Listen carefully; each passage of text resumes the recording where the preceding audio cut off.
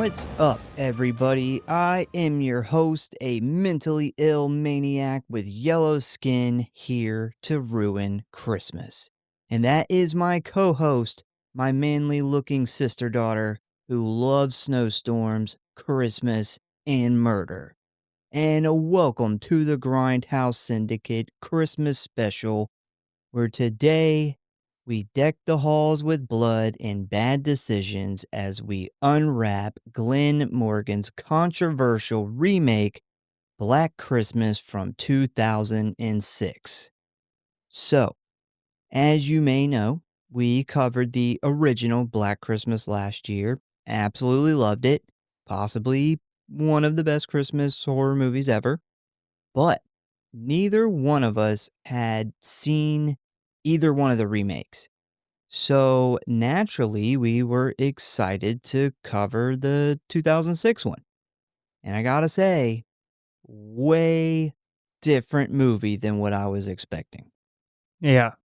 I think that everything that made the original movie so special and really inspired the slasher genre as a whole, this movie just completely missed out on those things. Yeah, it missed the mark on a lot of things, mainly the tone, at least for me. And after doing my research, I totally get why this is mostly not Glen Morgan's fault. This is not the movie that he wanted to make, and I will definitely be diving into who is to blame and just what the fuck happened with this remake. But yeah, definitely not really the movie I was expecting. Yeah. I know, talking to you briefly about it, that it definitely wasn't the movie that he intended it to be would end up in theaters. But there's some very important things from the original that were in the script that he was doing, and, so I'm gonna put some of the blame on him as well. I think that this where this movie falls short lies on that weight lies on a lot of people's backs. I think that this movie as a whole, if you took Black Christmas completely out of it, it could be a fun little Christmas slasher. Yeah, I don't think it's like a bad Christmas horror movie. It's just a No. bad remake of a very good Christmas horror movie. Yeah, if you ignore Black Christmas or you don't know anything about Black Christmas, you take the remake aspect out of it, or they change some names and release it as a standalone, this could be a fun little, Christmas slasher to put on. I agree.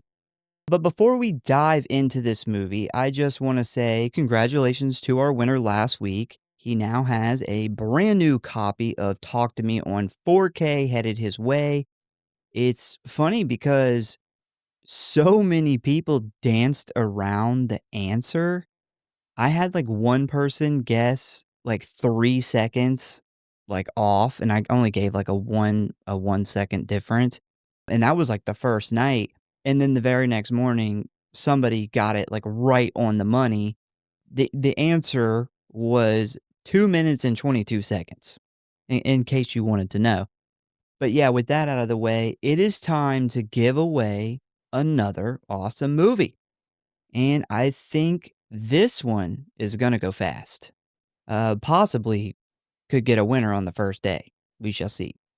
So the movie that we are giving away this week is Final Destination Bloodlines. And the question is, it's not necessarily directly horror related, but it's definitely in the realm. I know most people that like horror also really enjoyed this, so I think it'll work. So here we go. The first person who can tell me the name of a particular A-list actor who got their start on the hit show Unsolved Mysteries will win this brand new Blu-ray of Final Destination Bloodlines. I will say it louder for the people in the back. Name a particular actor who got their start on the hit TV show unsolved mysteries. I think everybody likes unsolved mysteries, man. Yeah, I think everybody liked unsolved mysteries. Oh, yeah, it's good, and it does have some horror elements to it. It does. Definitely more of true crime elements, but, yeah, There's some ghost that stuff, was there's some demonic yeah. stuff, there's some alien stuff, like, yeah. This is what I love about the original Unsolved Mysteries was the paranormal and the alien stuff, and I think that's where, like, the first 2 seasons of Netflix attempt Unsolved Mysteries really fell short. The last set that they did have some paranormal stuff in it, and Yeah. it was pretty good, but, the way things are set up now with streaming, nothing will ever have the impact that Unsolved Mysteries had. I mean, that was a show that almost the entire country sat down and watched every week together as a family. Netflix just does not have the reach that cable had at one point. Yeah, so how this question even came about was I just so happened to watch a really good documentary about the show, the original version, and this kinda came out in the documentary, and I was like, "Holy shit, how did I not I'd never heard of that." But, yeah, it was really interesting. But there it is, folks, and as always, you can email, comment, DM, get one of those airplanes that flies over with, like, the banner hanging off the back, whatever. Just be the first one to answer the question, and it's yours. But move fast because I'm pretty sure that this one is gonna go quick. Interesting, like, with the horror movie ties to that, they actually did the real Jeepers Creepers story They did. on there, and that's when I learned that Unsolved Mysteries shot a lot of their, like, dramatizations on Oh, yep. spot where it actually happened, They which actually I thought was really fucking cool. they actually cover that in that documentary, and the original producers are in it, and they talk a lot about that. Also, next week is not only our final Christmas episode, but our final episode of the year. After that, we will be taking a little time off to enjoy the holidays. Then we will be back with our best of list, like always. And because it's the last one, we will be giving away two movies next week, which will be Sinners and Weapons. So tune in for that. And with that being said, are you ready to dive into Black Christmas from 2006? You mean 1974? I'm ready to dive into You want to do the that one original? again, Oh, yeah. yeah. Not Well, not so ready for 2006, unfortunately, let's do it. we're doing the 2006.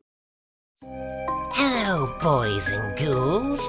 If you want to stay up to date on what's going on with the show, talk about or submit your movie requests, or just say die, then I got good news for you. You can always find us at one of our social media accounts or our official website at Grindhouse.Horror.Pod.com, Facecrook at the Grindhouse Syndicate Horror Podcast, Instascam at grindhousesyndicate.horror.pod, and many gore, which you can always find links for in the show notes as always. And you know what I always say, the morgue, the merrier. So please subscribe or follow for alerts on new episodes. Now, back to the show, kiddies. Frights, camera, action. And if you really love us and don't want us to stop giving away free movies, give us a review. Also, big thanks to the Patreon supporters. They help pay for these movie giveaways, man. This kind of stuff would be a lot harder without their contributions. And hopefully, some of them win one of these damn movies. All right, so Black Christmas is a 2006 slasher film written and directed by Glen Morgan. It stars Katie Cassidy, Michelle Trachtenberg, Mary Elizabeth Winstead, Oliver Hudson, Lacey Chabert, Kristen Cloak, and Andrea Martin. A lot of names in there. The film tells the story of a group of sorority sisters who are stalked and murdered in their house during a winter storm just days before Christmas. It is a loose remake and reimagining of the 1974 film and the second film in the Black Christmas series. It was produced by 2929 Productions, Hard 8 Pictures, and Hoban Siegel Productions. It had a budget of $9 million and a box office of $21.5 million, which actually makes this movie not a box office disaster, surprisingly. It's because they put the name Black Christmas on it. Yeah, maybe.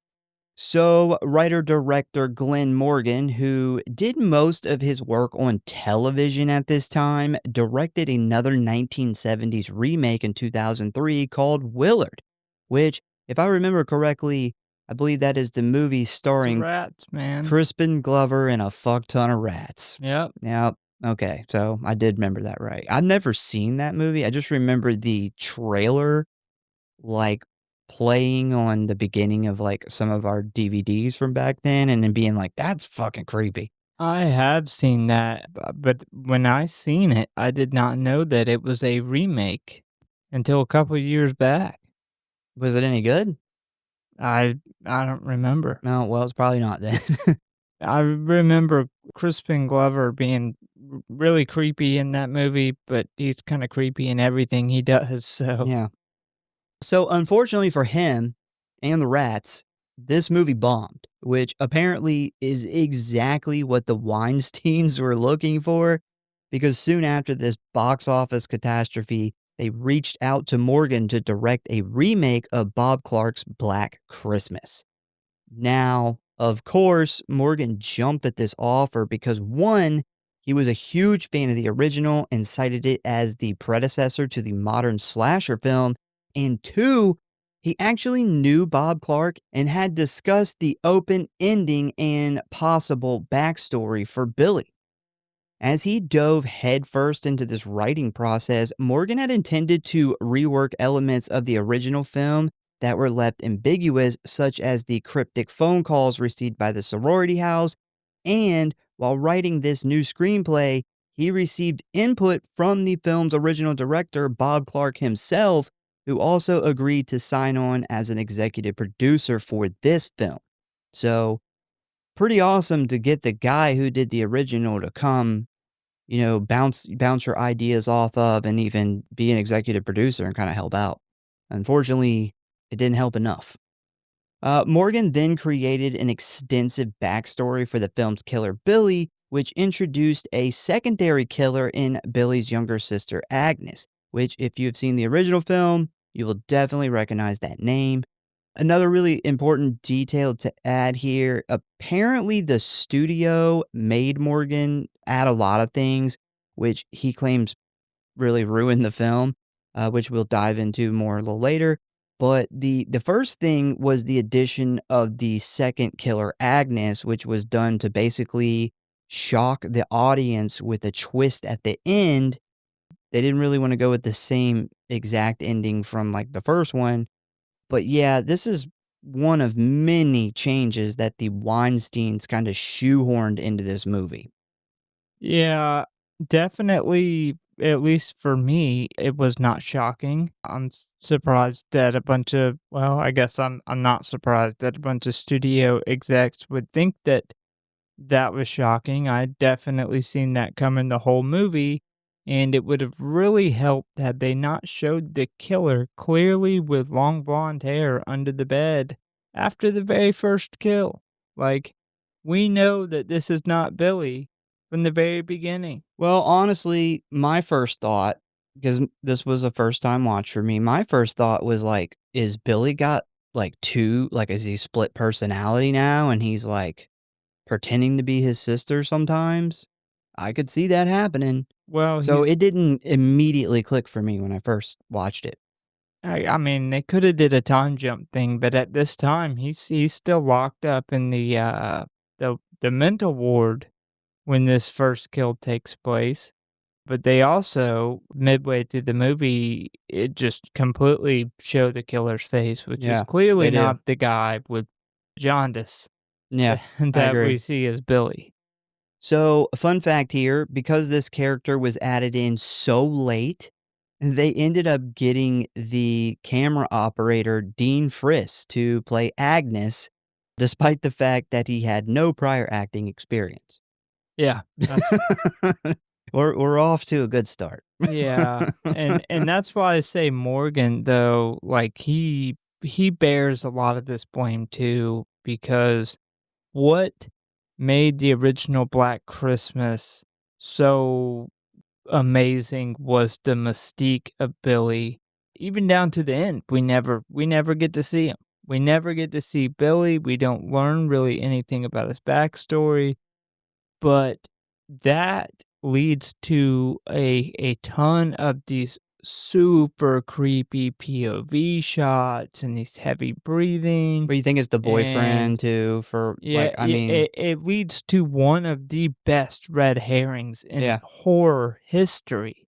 So they completely take that off the table by showing Billy in this, and that is really like if you look at Halloween, the POV shots from Halloween, and then you compare them to the POV shots from Black Christmas, like it's very clear the impact that that part of Black Christmas had on the slasher genre in general, and him writing the story that way and having Billy's face in this from the very beginning completely just changes everything about Black Christmas. Well, I gotta say, I do remember kind of somewhat of our conversation from last year about the original, and I do remember being like, I would like to know a little bit about the Billy character.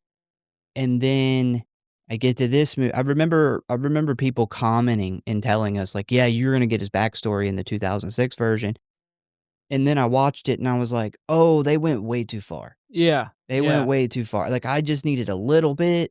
I didn't need flashbacks, and it just went too far. yeah, yeah. When I said that, I meant like, yeah, at the very end of the movie, we could have learned a little bit more about like who Agnes was and a little bit more about their backstory and these creepy phone calls that are going on.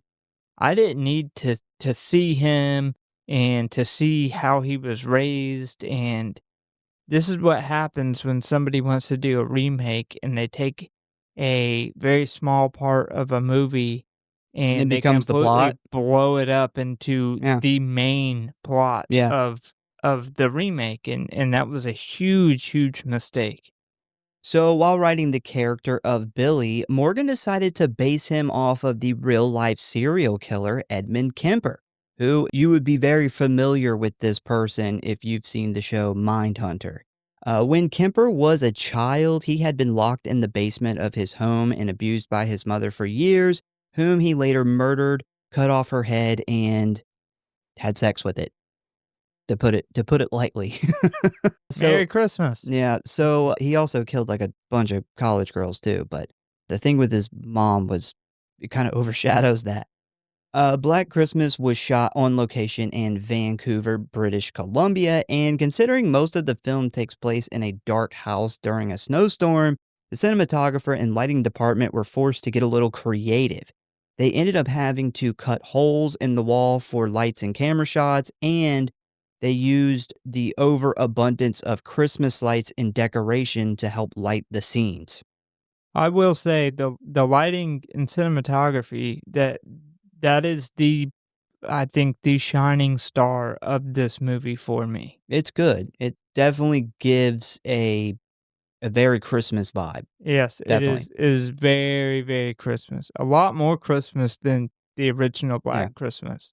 So, according to Morgan and his writing partner James Wong, they had various disputes with executives Bob and Harvey Weinstein, specifically about the film's tone and the way it should end, which resulted in numerous rewrites and tons of reshoots. Originally, Morgan had planned on making a very similar film to the original, sticking with a more serious and suspenseful tone, just with this addition of Billy's backstory. But Harvey Scumbag Weinstein totally shot that down and wanted a more gory, violent, fun horror film that would appeal to a broader audience. Some of the main things the Weinsteins demanded changed were increased gore, narrative changes like the addition of the second killer, a more violent and dramatic ending, footage shot specifically for trailers, and ads not in the film. Because of this, Morgan became very unhappy during shooting, causing him to disown the film entirely. And this is just a little bit of what he had to say about it when he was asked if he was happy with the final version.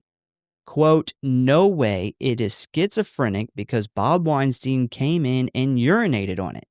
I became friends with Bob Clark. I love that movie and also A Christmas Story from 1983, and I learned a lot from Bob and had his blessing that we were trying to make a version that he didn't get to deal with when it comes to the background of the killers and stuff like that. When Bob Weinstein came in and saw that, he was like, we need to drag Michelle Trachtenberg down the hall by her eyes. And I was like, oh Lord.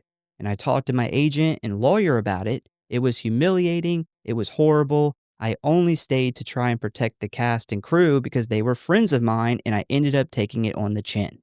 Yeah.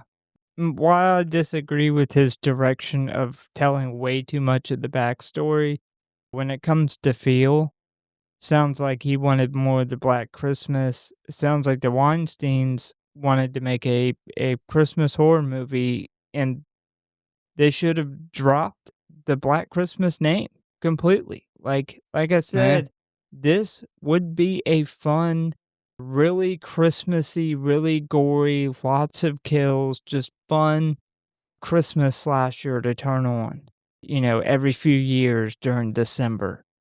What kills this is that it's connected to Black Christmas, and it does not live up to story-wise or feel-wise of the original Black Christmas. No, I mean, it'd be the equivalent of like, the Blair Witch 2 was kind of goofy and fun. You would Yeah, immediately be like, what the fuck? it is. They do try to kinda go in that direction too, and, yeah. Nowhere near as bad. So one of the things that really bothered Morgan was how the film ended. His original version ended with Kelly and Lee in the hospital receiving a phone call from Billy, whom they believed to be dead, which was intended to pay homage to the conclusion of the original film. But this was scrapped by Bob Weinstein, who requested Morgan write and shoot a different ending. This ultimately resulted in the more violent conclusion that appears in the theatrical cut, which has Billy being impaled on the hospital's Christmas tree topper. See, that right there is a great example because that is a fun, early 2000s horror thing. A guy ends up being impaled on top of a Christmas tree, not a Black Christmas thing. Yeah, yeah, Very good agreed. example. They were in 2 separate directions. This movie with no context, I absolutely love the ending of him being impaled to death on a tree. But when you talk about Black Christmas, the fact that we're even seeing his fucking face is a problem for me, let alone he dies at the end, which he shouldn't have died at the end, and he dies in a fucking stupid dramatic way. Like, that's not Black Christmas at all. So, as a result of this, various cuts were made during post production, causing there to be at least two different cuts of Black Christmas to exist. One which was released in Europe, and one which was released in North America, which feature slight variations and different death scenes. After the production in Vancouver wrapped, Bob and Harvey Weinstein oversaw the shooting of additional footage in Los Angeles, which was never incorporated into the film but did appear in the official theatrical trailer as well as television spots. And that's called false advertisement, folks. Yeah, a lot of the trailer is not in the movie, has really nothing to do with what happens in the movie. Very, very different. Yeah, and I've seen that with a handful of movies before, and it blows my mind that that's not more of a big deal. Yeah, I Like, agree. that is false advertisement, 100%. You were falsely advertising people to buy movie tickets to come see your movie that has none of these things in it. Yeah. So Black Christmas premiered in Los Angeles on December 19th of 2006, with Dimension Films deciding to give the film a December 25th release date, which of course caused backlash from Christian groups calling the film offensive, ill-founded, and insensitive.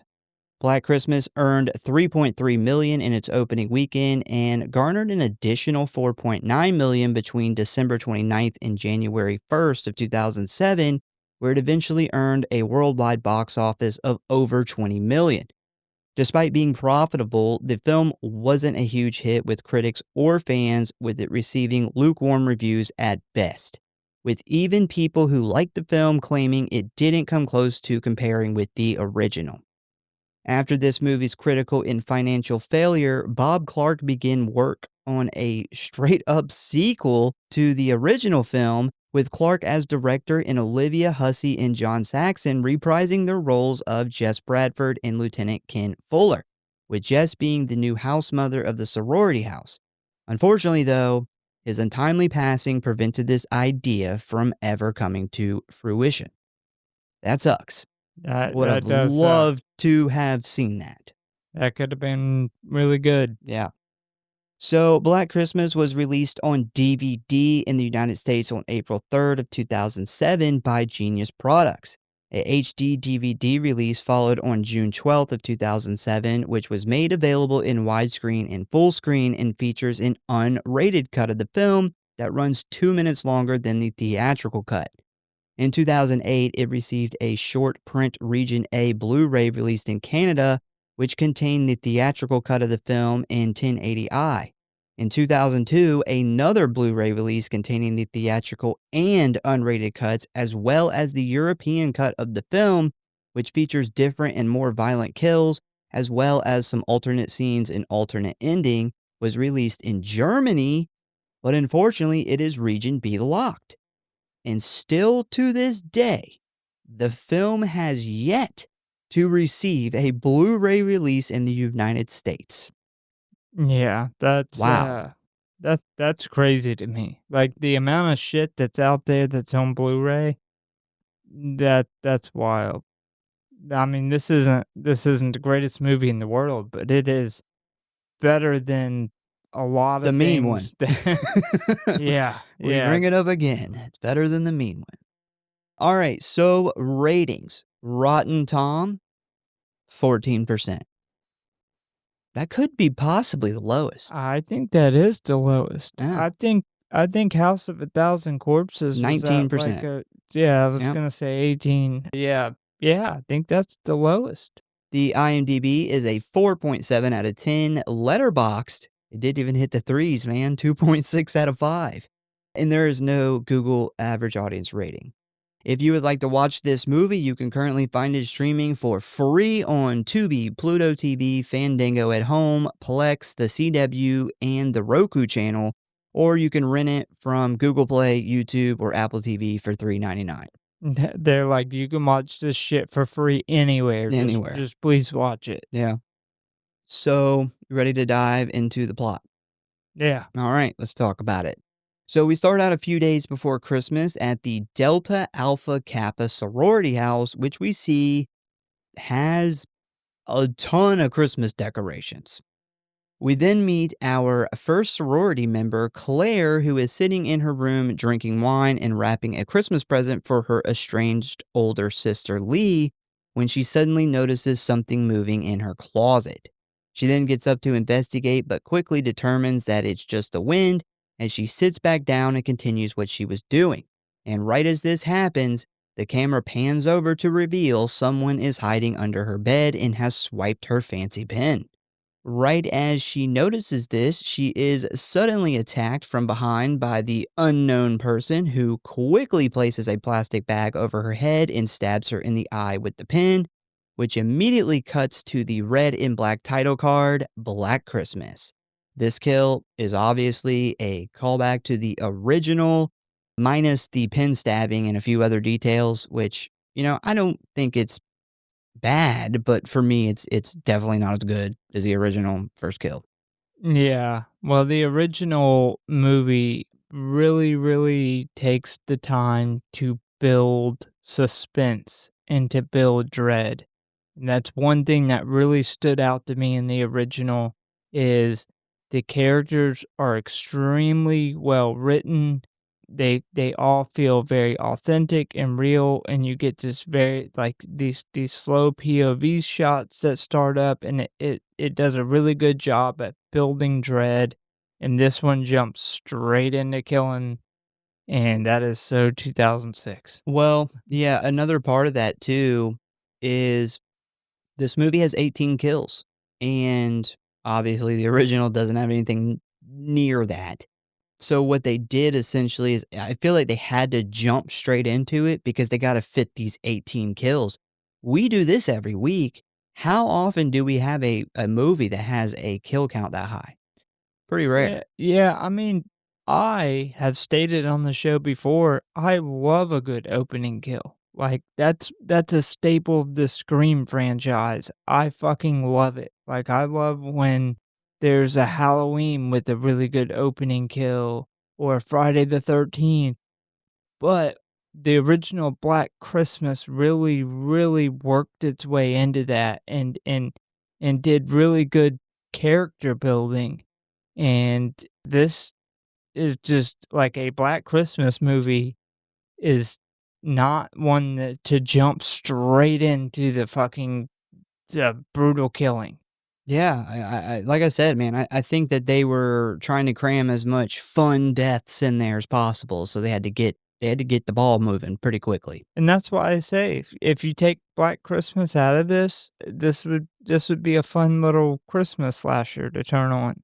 The decorations and stuff, the set design are great. I love it. I love the lighting, the decoration, set design. It screams Christmas way more than something like the meme one. They just really, really, really fall short of the Black Christmas standard of the original if you're doing a remake. So immediately after that, we then jump to Clark's Sanitarium, where we see one of the orderlies handing out cookies and milk to the disturbed patients slash inmates.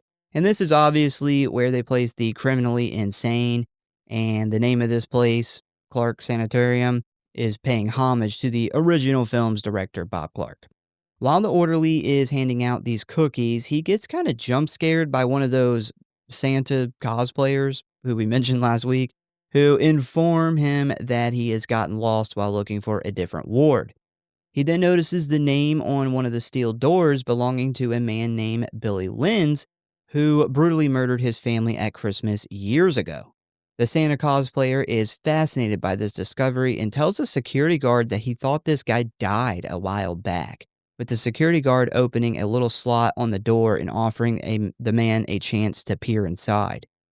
We then find out that Billy's mom kept him locked in the attic for most of his life, and every year he attempts to escape the sanitarium in order to go home for Christmas.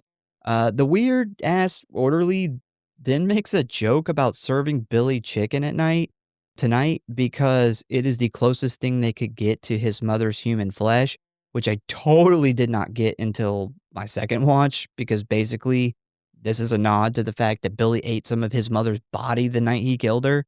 Yeah. But yeah, the first time I watched it, I was like, I even rewound it. I'm like, did I miss something? Like, what the fuck is he talking about? I when he said that, I figured Billy ate some of his mom.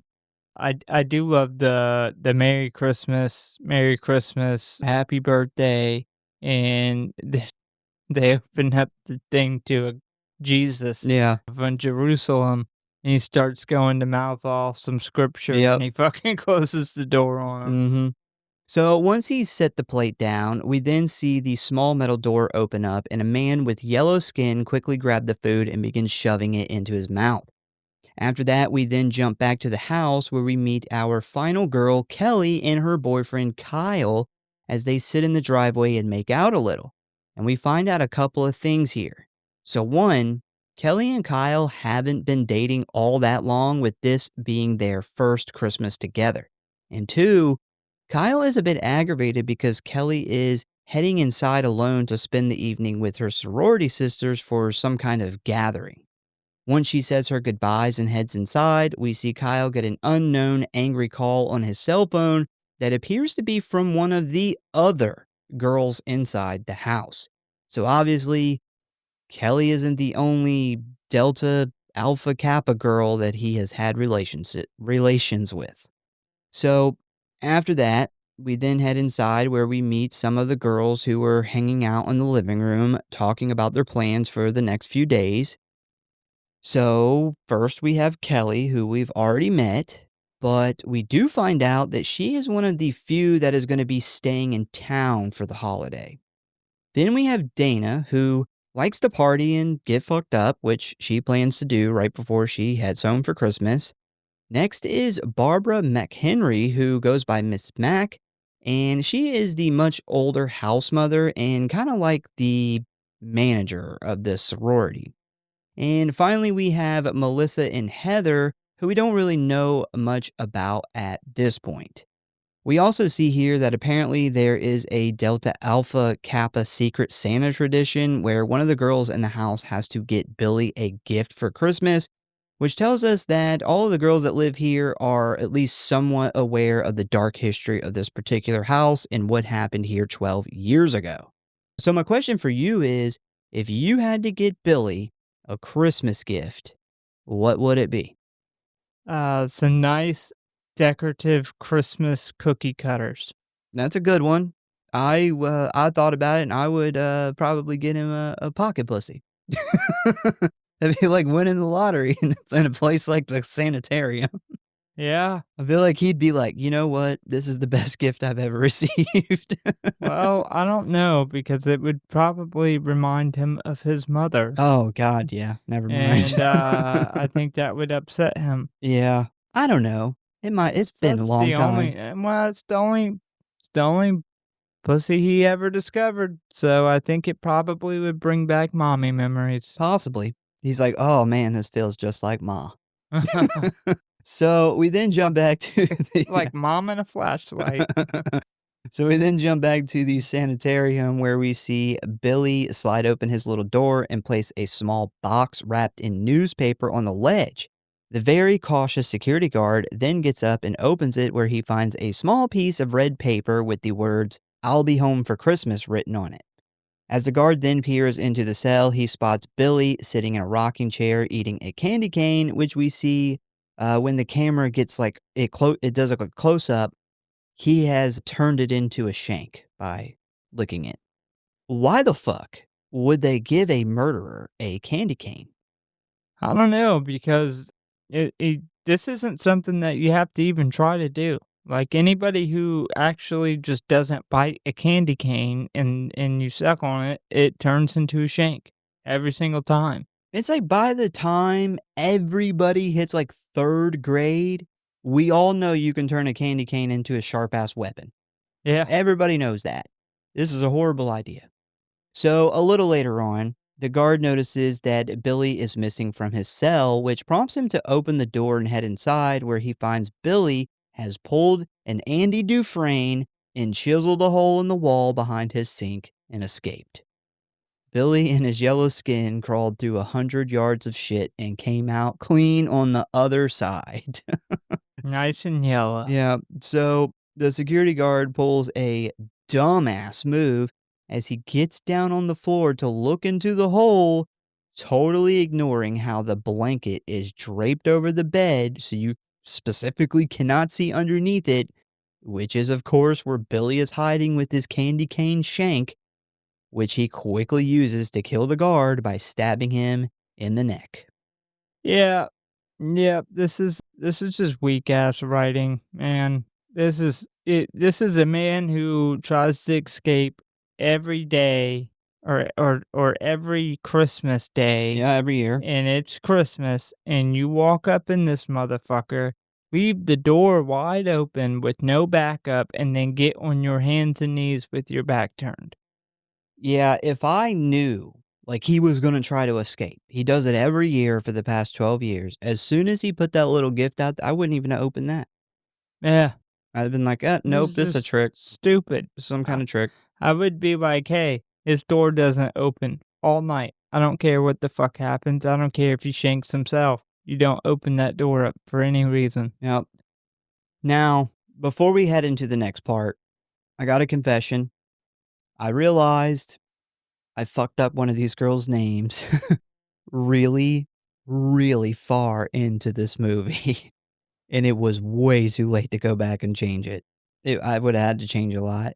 I guess when I was writing down their names, I accidentally wrote down the actress's real name. So fair warning, Lauren, the alcoholic girl, will be called Crystal throughout most of this episode. Well, that's better than I did because I didn't take the time to learn any of their Oh, names. Lord. I was going to, but then when I realized how generically boring these characters are written, I just was like, it's not even worth it. I mean, these gotta be some of the most generically written like sorority house girls ever. And that's one thing like the original one, that's one thing that impressed me a lot because all the girls felt different, but they all got along, but they all had slightly different They were all unique, personalities. yeah. They all felt real, like this was a real sorority house, whereas these girls and this was a thing in the early and mid 2000s horror movies in general, very, very basic white girl sorority, just no personalities. They're all pretty much the same. Yeah, I will say in my defense too, there are a lot of main characters to keep track of in this movie. I Yeah. think this could possibly be the most, main characters we've had to keep track of while doing one of these movies. So, after that, we then jump back to the house where we see Kelly and another girl named Crystal going room to room, informing the others that it is time to open gifts. An important note about Crystal here, she is from a dysfunctional family and she likes to get wasted.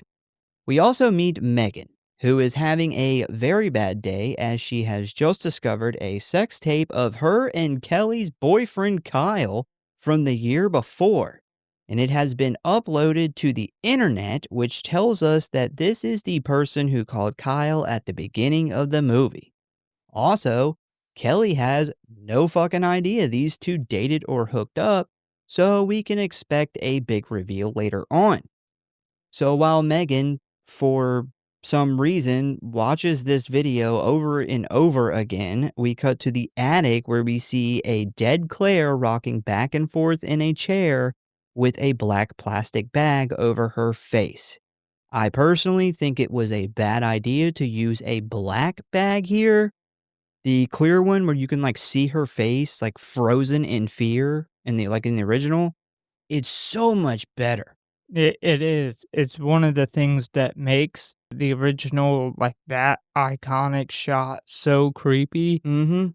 but this isn't a recurring thing in this movie, so I took this as just a very quick nod to the original.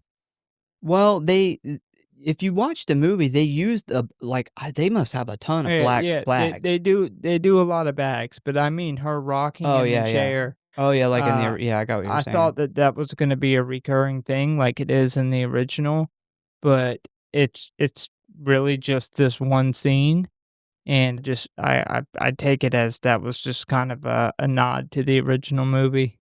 Also, as someone has seen a amateur porn video once or maybe twice in my whole entire life, I personally think Megan shouldn't worry too much about this video because it kinda sucks. Like, it's not gonna get very many views. Doesn't even show anything Yeah, but their faces. there's a whole lot of porn out there, probably not gonna get seen by very many people Yeah, that you know at least. I don't think this one's gonna get a lot I don't think it's gonna go porn viral, if that's Yeah. possible. No, it is. That's how, Kim Kardashian got famous. Oh, yeah, and Paris Hilton, actually. Yeah. Yeah, good point.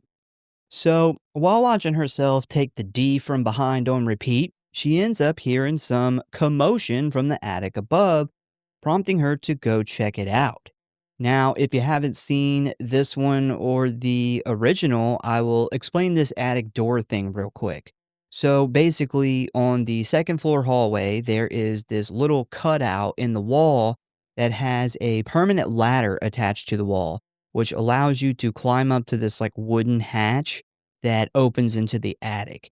Just so you're not like picturing the classic, pull down door with like the fold out ladder thing. This is very different. So Megan opens the hatch where she immediately sees a snow globe playing music, causing her to think that one of her housemates are playing a joke on her. But right as she turns the corner, she spots Claire's dead body sitting in the chair. And before she can really put it together, she is quickly attacked from behind as someone throws a plastic bag over her head, throws her to the ground, stabs her a bunch, and then rips out one of her fucking eyes. And that is the end of Megan. I did enjoy the eye ripping out scene. Like, it looked pretty gnarly. Yeah. Yeah. This one gets pretty brutal, man. Like, he pins her down with his feet and rips her fucking eyes out. Like, goddamn. Yeah, and this is not the first set of eyes we will see ripped out in this. There's actually a lot of eye ripping in this No, movie. no, that is, I guess, a flavor that he wanted to add to his own Black Christmas, because that is not a thing in the original. I don't remember eye ripping out being a thing. Well, I don't even think that that was Glen Morgan. This probably the studio, the Weinsteins, because I do remember when I was researching that the Weinsteins really wanted to go towards a, like, Hostel. Like, that's Yeah. really what they wanted. They wanted a torture porn Christmas movie, and that's why we get so many kills, and we're covering the US theatrical version. We couldn't get the unrated version fast enough, and I know that the UK has a far better, not quite the unrated version, but better with the effects. A lot of our good effects in this movie were cut out, unfortunately. So I would love to see the more gorier version of this. Yeah, my only pushback there is that the eye ripping out thing is such a reoccurring thing in the script and plot. Like, and it even comes down to like not just human eyes later on in the movie, that it seems like it had to be part of the original script. Like the eyes were very important, like a metaphor for something. For them to just, I would see if it was just 1 or 2 kills, them being added in there could to just make it extra gory, but it really becomes part of the script itself, so it makes me wonder, was it initially in there? And if they did add it in there, they went back and made it a actual plot point. So after that, we then jump back to the sanitarium where we catch back up with the Santa cosplayer, and we see that he is attempting to hook up with one of the nurses. But as soon as the woman turns the corner, we spot Billy sneak up behind the man and attack him, which honestly kind of looks like Santa just shit his pants. Because, like, all we see is a ton of blood, like, shoot all over the floor between his feet. Like, how do we even know Billy killed him? Like, maybe this dude just had a bowel hemorrhage and died, and Yeah. Billy was just happened to be there. Yeah, my notes said, "What the fuck was that?" You hear one stab or hit, whatever that was, it doesn't even exactly show you, Bloody fart. and then it's just blood just sprays all over the floor, Yep. and then the best part, like, the fucking icing on the cake is immediately after Billy steals the Santa suit to get out of there, and there's not a drop of blood on it.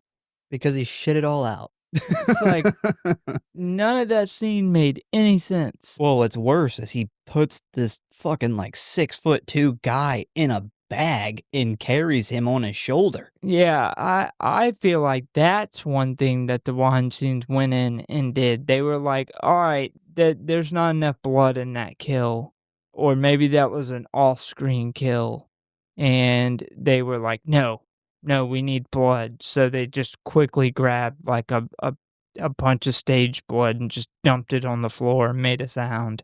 Something. It's a very odd kill.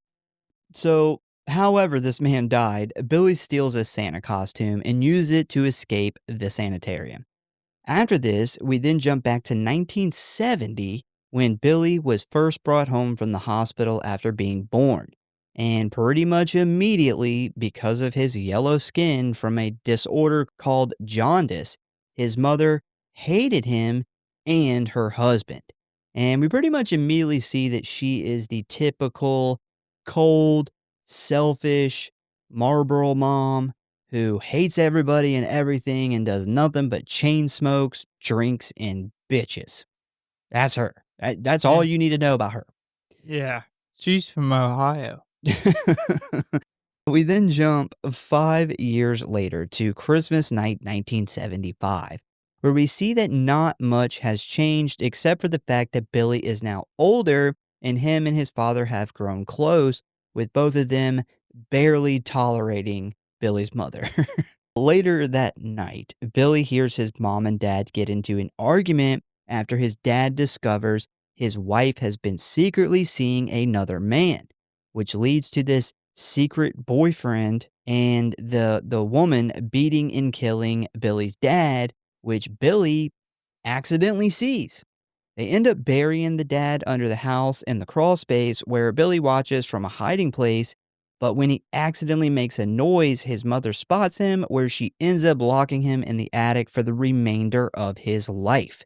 We also see here that Billy has all of these little passageways and stuff throughout the house and like in between the walls, which comes into play a lot through this movie. Yeah, it sucks. Billy's dad was about the only good character in this movie so far, and he gets killed.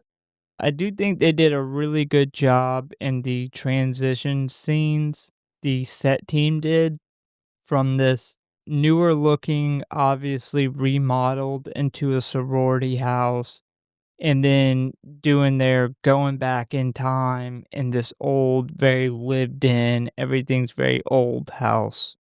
Those shots I thought were done really good because 'cause they're very clearly the same set. Yeah, so what they did was they actually filmed all of the flashback stuff first. And then once they got done with all that, they sent a team in to basically remodel the set for a more modern look. That way they didn't have to keep, because normally you shoot scenes where it's convenient, where it works, Yeah, but yeah. they didn't want to keep trying to make the house look old and new Yeah, back and forth. Yeah. I assume they definitely when they did their set schedule, they would've, definitely at least shot all of the flashback scenes in at one time, but I think the set crew did a really, really amazing job at making a very lived in, kinda messy house that this Marlboro smoking lady would run, and then transitioning that into a really nice remodeled sorority house. So after that, we then jump back to the present where we see Kelly answer the phone thinking it's Kyle, but quickly realizes this is definitely not him as she then calls everyone over and puts it on speakerphone. As they all gather around, they begin to hear a bunch of weird voices of a man and a woman, along with another voice at the end who says, "Where's Agnes? Get out of my house and I will kill you all." This obviously freaks the girls out, with Melissa quickly hanging up the call and checking the caller ID to see where it came from, when shockingly, Claire's name and number pop up.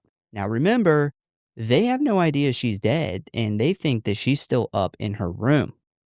Right after this, we then meet another one of the girls as she comes down the stairs to give Heather a gift, and her name is Eve, who is a very shy, quiet girl who is very much into Jesus. And we immediately see, based on the other girls' reactions, that they think she's, kind of weird. And she doesn't really fit in with this group at all.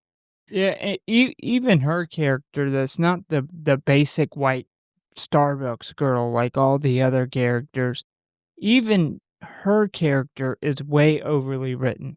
Like, they had to make her look like the most fucking weird, nerdy, fucking just your basic out of the library, super nerdy girl. Yeah, I do remember I don't remember the character's name, but there's a similar character to her in the original. She's very into church. Yeah, but she's a lot more realistic. Has a lot more, like, actual character to her. Well, all of them Um, do.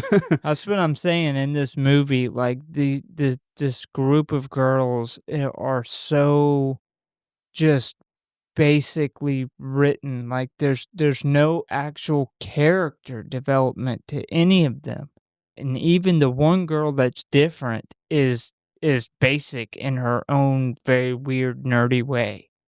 So after that, we then jump to 1982, where we see Billy is still locked in the attic. The mom's boyfriend has now moved in, but there is one major issue.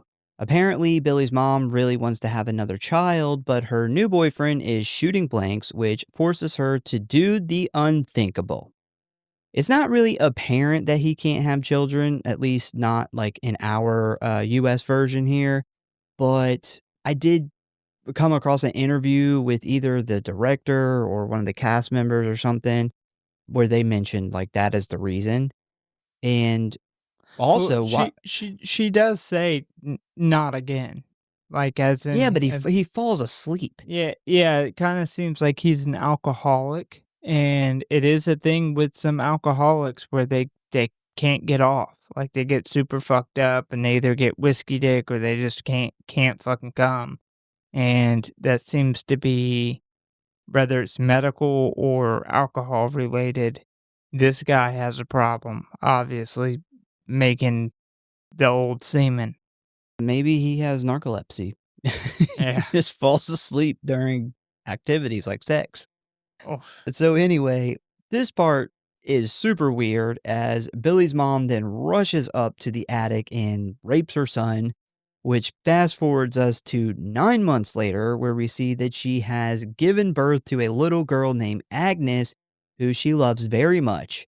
As we then see her look up towards the attic and say, "She's my family now." And the way this scene transition is like set up, we are made to think that Eve may not only be the killer, but possibly a grown up version of Agnes. So, a red herring, essentially. So, yeah, so they did something with Eve's last name, that was I don't remember what her last name was, but Agu, yeah, it was yeah, very it's similar to similar to Agnes, yeah. Agnes, and I did, catch that as a very kinda weak attempt at being a red herring. Well, they kind of run with her being the red herring for a little while after this, too. Yeah, yeah. So, after Eve mysteriously vanishes from the gathering, the house phone begins to ring again, with Melissa calling out that it is coming from Megan's phone. But just like last time, when she answers it, it is the same creepy voice they heard before, prompting Kelly to go look for her and Melissa to call campus police.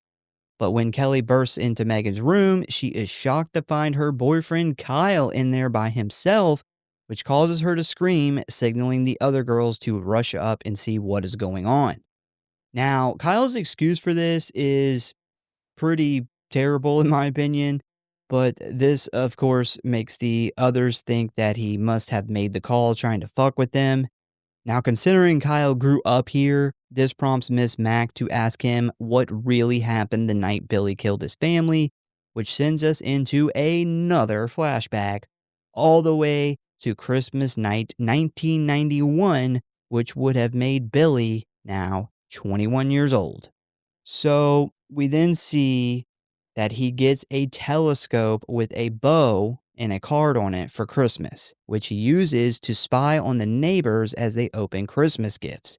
And once he spots the little girl hugging her dad, it sparks a rage in him because remember, they killed his dad, so he is pretty pissed off at this point.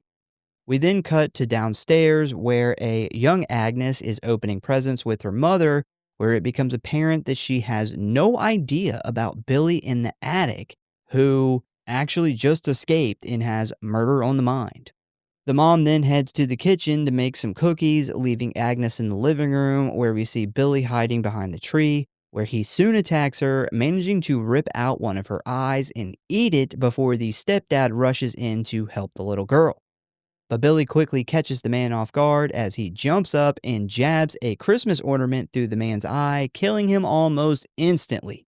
Billy then wraps a strand of Christmas tree lights around his mother's throat, drags her into the kitchen, where he brutally beats her to death with a rolling pin.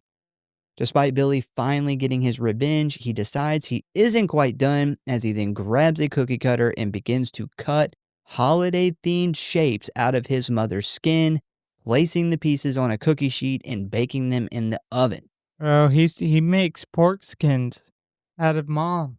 Oh my god, I didn't even He think makes about he makes that. he makes mom flavored pork skin. He does. Pork rinds, yeah. He Yeah. does.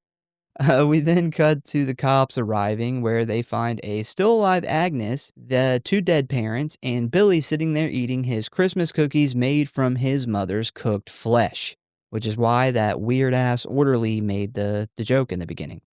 So, interesting fact about all these Billy flashbacks here. So, like I was saying earlier, the studio, added Agnes, they added the incest thing, the flesh cookie stuff. But another big thing they changed was these weren't supposed to be a bunch of flashbacks throughout the movie.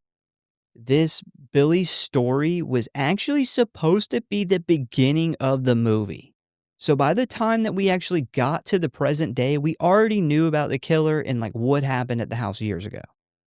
Which would have made a lot more sense on the timeline and your ability to set up a red herring.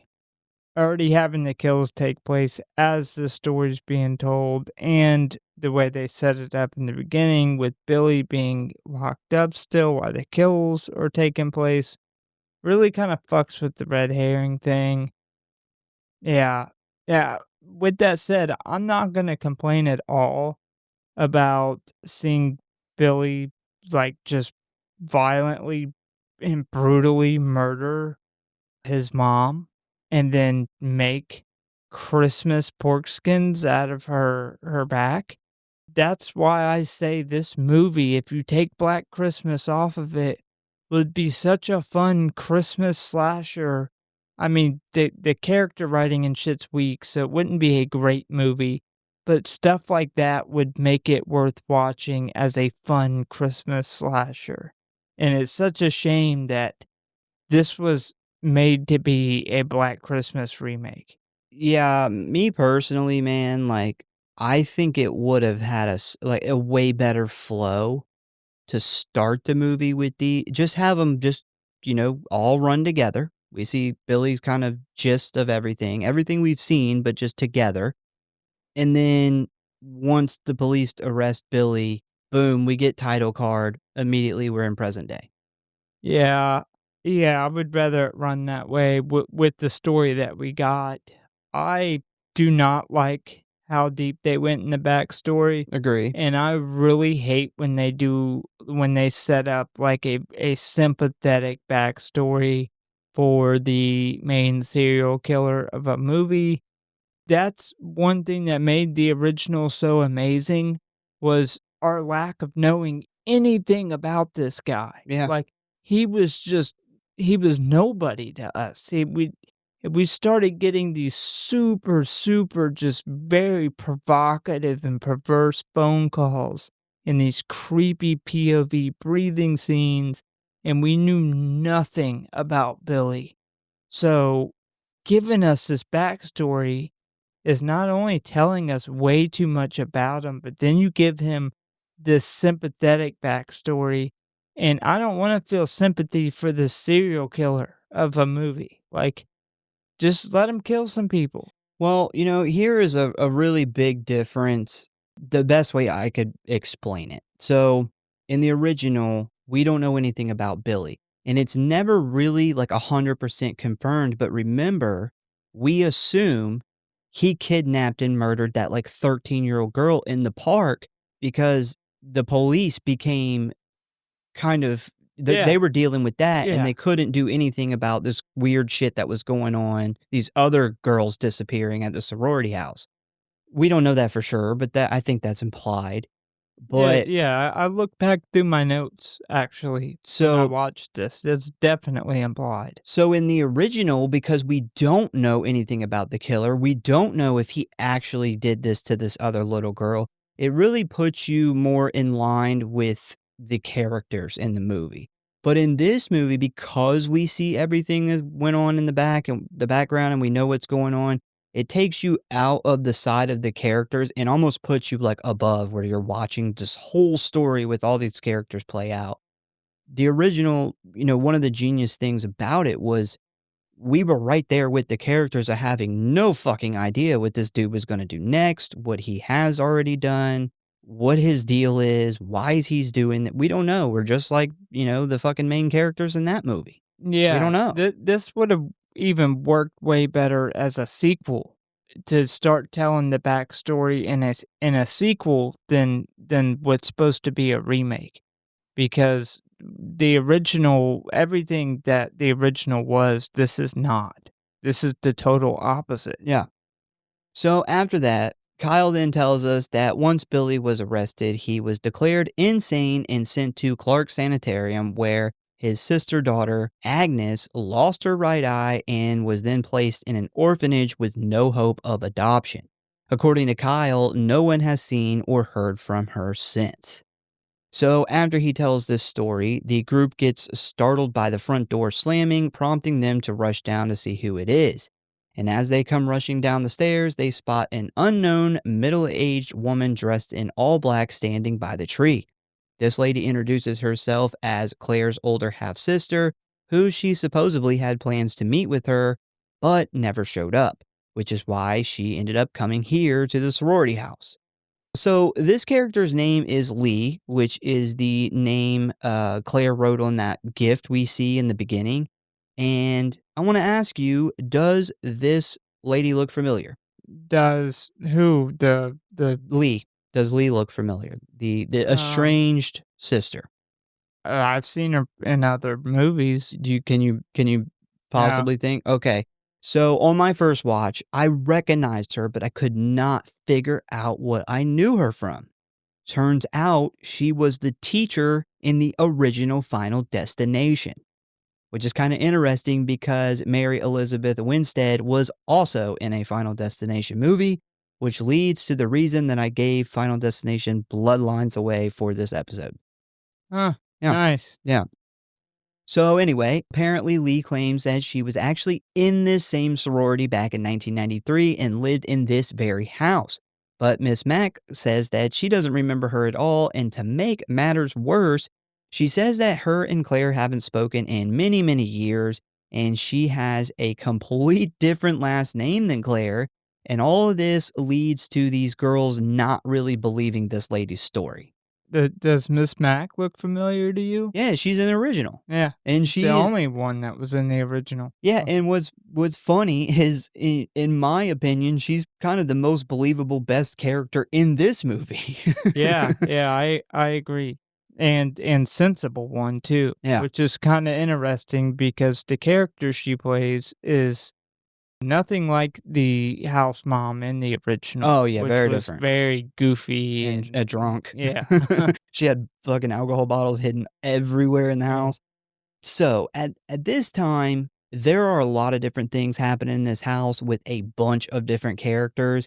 And instead of jumping back and forth, I am just going to give a quick rundown of where everyone is and what they're all doing because a major event is about to occur that throws everything into chaos. So, Kyle and Kelly are in Megan's room still, with Kelly looking for a note from Megan and Kyle trying to keep her from discovering the sex tape that is still on Megan's computer. Melissa and Lee are in Claire's room looking for some kind of clue as to just where the hell Claire went and why she bailed on meeting with Lee. And finally, Miss Mac and the rest of the girls are downstairs discussing the possibility of Eve being behind all of this. Also, Eve is still missing. So, while all this is going on, the power suddenly goes out, leaving the home in complete darkness. And the snowstorm has started to seriously pick up. And when this happens, it causes Megan's computer to switch to battery power, revealing the sex tape to Kelly, which, as you can imagine, doesn't go over well. Nope. Nope, not well at It all. goes better than I would think, but Well, I don't know. She talks about, I mean, she literally says, like, "I can't believe that's even you, like, I saw you so differently, like, what he's doing is just awful." And I'm like, "Wait, what, he consensually videoed him and his, at the time, girlfriend having sex?" well, I think what it is one, she And thinks he posted it, and two, he recorded it without her knowing, which, we don't know if that's the case, but it seems like that is what Kelly is assuming here. Well, from the video, it looks like they both knew that he was videoing it. So if you take what he says at face value, there's a very good chance he may be lying about some of this. Like, he may be cheating on her with this girl. Who knows? But just based off of the evidence that those 2 were together at some point and they made a sex tape together, I don't know why you would see somebody so differently. Like, is he, like, super vanilla in bed with her? And she's like, "I can't believe you're such a freak. I'll never look at you the same." Another thing I actually forgot to mention is Crystal, the drunk girl. She has finally reached her limit and gotten sick, prompting some of the girls to take her to the bathroom to get cleaned up and in bed for the night. So the sex tape thing blows up in front of everybody, forcing a very angry Miss Mac to kick Kyle out as Kelly runs to her room upset. And it is at this point where Lee discovers that the neighbor's house still has power. Dana then informs her that the main breaker box is located in the crawl space under the house, meaning someone would have to go outside in the storm to get to it. And at this point, thanks to his yellow skin, we see that Billy is indeed already in the house, crawling around behind the walls and shit, watching these girls through these little peepholes he has everywhere. I literally laughed out loud when they showed him looking at Kelly through the fucking tack hole. There's no way you can see through a tack hole. Yeah, yeah. Tackle, that's pretty small. But I do love in the bathroom scene the peeping Tom eye, because for one, it's super creepy, but I think that was another ode to the original. Yeah, because we do get like I think it's the only shot of Billy's face we get is one of the girls are going into one of the bedrooms that he just killed somebody in. And remember, you catch that tiny little little thing of his eye that's Mhm. not in the shadow. Yeah, And yeah. they do that a bunch of times in this movie. Yeah, it's super creepy, and it's 100% a ode to the original. Yeah. So next we see Dana head outside to check the breaker box when she suddenly hears something moving around down there, which definitely puts her on edge. Despite this though, she still opens the hatch on the side of the house when she suddenly gets yanked in and dragged into the crawl space. The killer immediately gets on top of her as Dana starts to frantically fight back, where she manages to grab a gardening tool and wound the killer's arm. But unfortunately for her, the killer gets control of this weapon and plants it directly into the back of Dana's head, killing her instantly. And after she dies, the camera then pans in front of her, revealing the skull of Billy's father sticking out of the dirt. Meanwhile, in the living room, we see Kelly's cell phone get a call from Dana, but when she answers it, they hear a loud scream and Billy's creepy voice say, "She's my family now." I meant to ask you, the peephole under the porch outside, what do you think that was there for? And how do you think nobody ever noticed, like, a silver dollar-sized hole in the concrete? And another interesting thing is she manages to perfectly aim that cigarette where it falls in there without even hitting the edge. Yeah, Wow. uh, I don't know. that's weird. The peephole, you I know, don't think you're catching much action outside on the porch. the- it's I don't know. I don't like the whole peepholes everywhere, all over the house thing. Like, even 1 or 2, maybe 3 in a house this size, okay. But damn, man, it feels like every room they're in, he's got a peephole.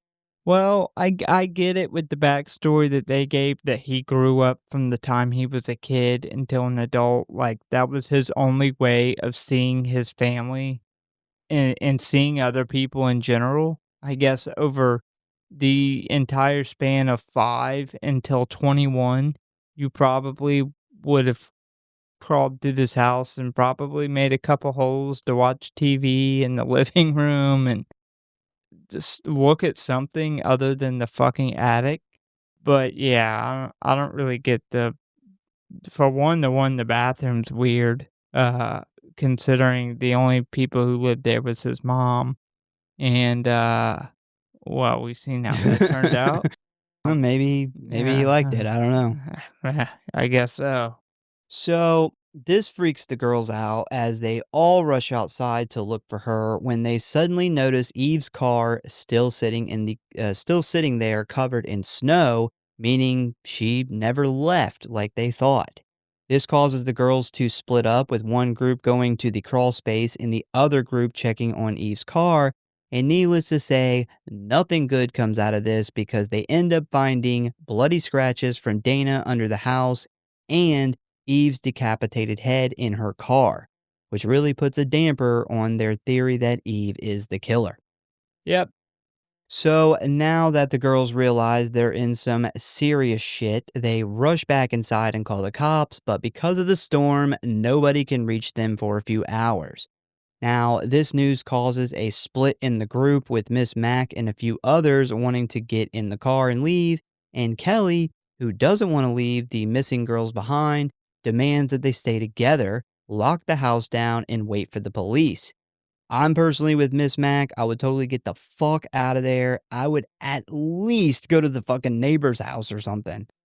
So despite the pushback from most of the group, Miss Mac and Heather decide to say fuck this and leave anyway, as they then rush outside to the car, which is covered in snow. After a couple of attempts, the car does get started, but Miss Mac has to get out and clean the snow off the windshield before they can take off, leaving Heather in the car. But while she does this, it is revealed that Billy is indeed in the car already and quickly kills Heather, as we see her blood splatter all over the windshield. Yeah, I have no fucking idea what he could have he done fucking to stuffed a grenade in her. something. It fucking just exploded. She had the same bloody diarrhea that Santa cosplayer had. It's got like that mega IBS that he gives these people. So this scares the shit out of Miss Mac as she quickly backs away, bumping into the house, which causes an icicle to fall from the gutter. And right before it hits her, she looks up, where it then goes cleanly through her eye and out of the back of her head, killing her. This was awesome. This was obviously probably mostly done with CGI, which I'm not a fan of, but I love this kill. And it's not even technically a kill. It's an accidental death. Yeah, honestly, it is a fantastic Christmas horror movie kill. It is. I only wish that we could have seen it longer. Like, it would be really good. You know Apparently, why we didn't see it longer? Because they didn't do it all in practical effect. well, apparently in the unrated version, this is one of the coolest parts of the movie. Oh, Yeah, well, fuck me. so I really want to see the better looking version of this kill, because I think it would be awesome, because they cut really quickly. Like, it's like half a second. So, after realizing the car still hasn't moved, Lee and Kelly decide to go check on them, leaving Melissa by herself, when she is suddenly attacked from behind as the killer throws a black bag over her head. Now, Melissa is able to fight back and get free, where she runs into a bathroom and grabs a ski pole, which she uses to attack the killer. And this works pretty well, as she then turns to escape out of the window. But right as she goes to jump out, the killer throws an ice skate at her, where the blade lands right in the back of her head, which kills her immediately. So, interesting fact here, Michelle Trachtenberg, who is, of course, known for her main character on the show Buffy the Vampire Slayer, was actually supposed to survive in this movie. But she turned the role down multiple times, telling them that she would only do the film if she got a cool horror movie death, which is why we got this scene here. I also think that this death scene, if I read it right, is actually different in the UK version. This is actually one of the completely different kills. And another thing is, a lot of people think that she kind of helped come up with the idea because she had just finished doing a ice skating movie. Huh. Yeah. Yeah, I wonder which one has the better kill. Because Yeah, if it's a good question. completely different kill, I do think, although we don't get to see enough of it, which is a theme in the US version, her getting her fucking half of her face cut off by a fucking ice skate is pretty cool. Yeah. Another, like, ultimate Christmas kill. I really love the fact too that she was like, I'm only doing this if I get a cool kill. Like she could have made it to the very end of the movie and was like, "No, I don't wanna be in the movie if that's the case. Like, I want to be fucking killed." She's probably like, "This movie sucks. Kill me as soon as possible. Like, please, for the love of God. Why do I have to be in 2/3 of the movie?" So, I mean, hey, look, if I got cast in a horror movie and I found out that there was, like, 16 people died, I would be like, "Are you serious? You're gonna have me be, like, one of the sole survivors? Like, I don't get to do a cool death?" yeah, I if I was gonna be in a horror movie, give me a cool death. I don't really Yeah, care about making it to the end. It's not like I'm actually surviving anything. yeah. Kill me off super cool, so I live in infamy forever. So, another really important thing here is when Melissa is fighting back in this scene, we can actually see that this particular killer has long blonde hair, and this is where I was like, "Okay, this is not Billy." This is for sure not him wearing a wig because you get a very good shots of this person's face. Yeah, they fucked that up entirely. I mean, this is I I had come to that conclusion well before this scene, but from here on out, they pretty much just show the faces entirely, and this person is not yellow. It does not have short hair, and it does not look anything like the Simpson that escaped. Yeah. He very much has the Simpson skin. Yeah, He yeah, and like real jaundice will yellow your skin, but this guy looks like he was literally spray painted yellow. Like they way overdid this. So after all that, we then cut to Crystal's room where we see that she is still passed out in her bed when suddenly somebody gets under her covers and starts to feel her up, which I I think that's what's happening here. The camera zooms in so close to the covers, I can't tell what exactly is going on. Yeah, put that in my notes to ask you what the fuck is he doing under the I sheets don't know. because at first he's clearly feeling her up Yeah. because she's clearly enjoying it. She's waking up in a good mood, let's just put it like that. But then he stops and she starts to get freaked out, but the sheets are still moving behind her back. And I'm really curious to know what he could have possibly been doing that would have been freaking her out so bad. No idea. Yeah. No idea. No, maybe he was, like, trying to get her bra off, and she was like, "This is clearly somebody who's never touched a bra. I Who's feeling up on me?" it's like that guy from Poltergeist. Poltergeist. Which, by the way, YouTube 100% fucking nerfed the shit out of that episode. It Yeah. did fine on everything else, but good I think they showed it they showed it to, like, 800 people total in Yeah, the first day. it was n and nobody after that. Yeah, I knew that episode was gonna Yeah. get absolutely destroyed. So Crystal then wakes up, grabs a glass unicorn decoration, and tries to use it to stab this person that's touching her.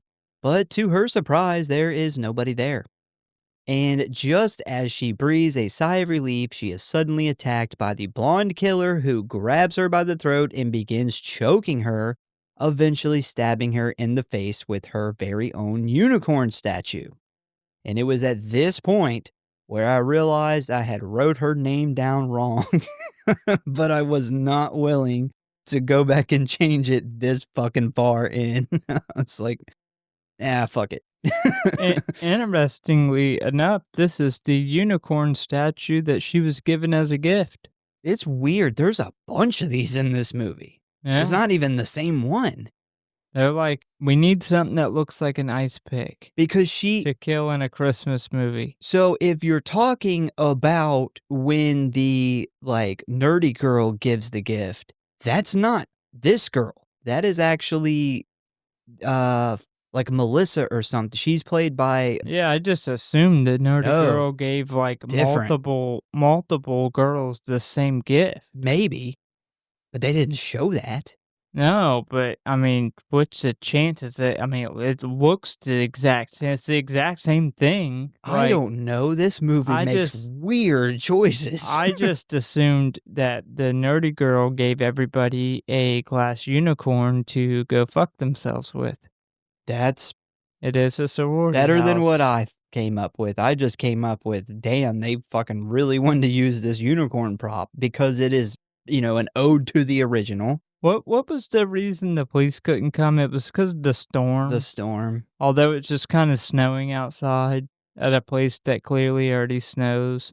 I feel like the original's excuse of a child being missing Way better. was such a way more realistic like, I feel like a movie writing in there that the police can't come because of a storm is just such a basic, lazy Yeah. writing thing. Yeah. And aren't they on campus? Like, where's campus security Well, or yeah. Krampus security? I don't know. They do Needs try to call them in the beginning, but never really say what they said. So I don't know. I have no idea. so we're too busy shoving these fucking glass unicorns up our asses I 'cause guess. they've appeared everywhere. We don't know where they're coming from. I just take this movie as it comes. I don't try to figure anything out. I did the first time and I was like, man, this thing's all fucking Well, weird. there's a lot of lazy writing. There's a lot of lazy writing that you see throughout a lot of movies of this time, movies not just of this time, but and I think the biggest example of that is just how just no personality, very basic, no character building, a lot of things that don't make sense, kills that don't make sense, holes being in places that don't make sense. Like it was, and that's one thing that really, really bothers me. And that's one thing I say that I won't put all the blame on the producers because the story itself was written out in a very lazy way. Yeah, that is 100% correct. There is a lot of, and I know there was a lot of script rewrites every time, he went to send a final version in, they sent back notes with a ton of stuff to change. There was so much stuff that went on from the very beginning of writing this movie that it's really hard to pinpoint exactly whose fault it is. Of course, I lean more towards the Weinsteins because A, they're pieces of shit, and B, Morgan had talked to Bob Clark about what he wanted to do, and Bob Clark not only gave him his blessing, but also became an executive producer. So I have a really hard But time but believing but Bob Clark also knew that and supported him doing the whole backstory thing that he he wanted to did. do. So, and that's a huge problem with this movie because it takes it completely like it takes the dynamic that made the original Black Christmas amazing you ruin the mystique, which is what made that movie so fucking creepy, and he supported that decision. I have no doubts that this would have been a better movie had he made the movie that he wanted to, but I do still doubt whether it would have been a good Black Christmas.